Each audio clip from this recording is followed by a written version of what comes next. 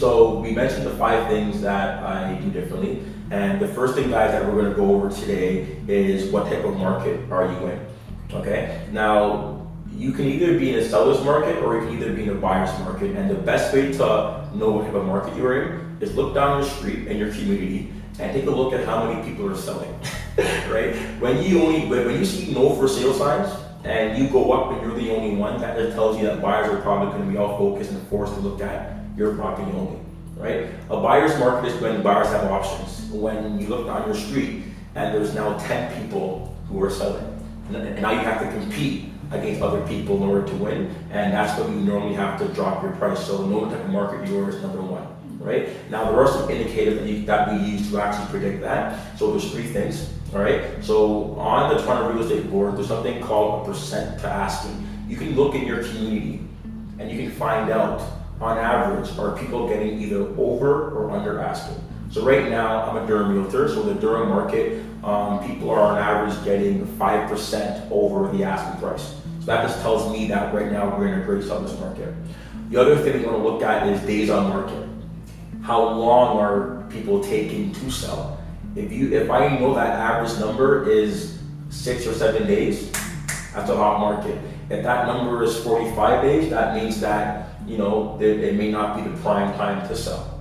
All right. The other thing that you're going to want to know as well is, what percentage of homes are actually selling in the community. So what if you found out, Case, that for every 10 people that put their property up for sale, only 2 were successful?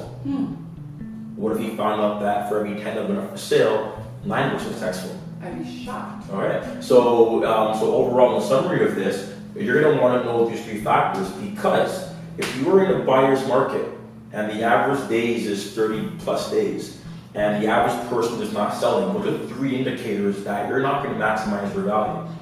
However, at the same rate, if you go on the market and you see that the average person is getting over asking, they're selling in 5-6 days, and a high majority of them, 80-90% are selling, that's going to let you know that, hey, by the way, this may be a good time to go. And together with your realtor, we do go over all these questions and we analyze it just to make sure that when it comes down to understanding the market, is it or is it not the best time for you to sell right now? So in Durham, where I live, Yep. Do you think we're in a buyer's market? Right now, no, in Durham, we are in a high seller's market. So right now, there are way too many buyers, not enough sellers. So out of the 5 things that we mentioned, understand what the market you're in right now is probably the key, is the key. And next thing we're gonna go over now is how do you choose a realtor based off of what I just mentioned as well.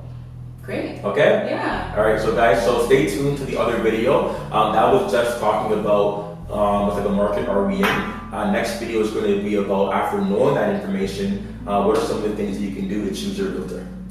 Okay? All right, guys.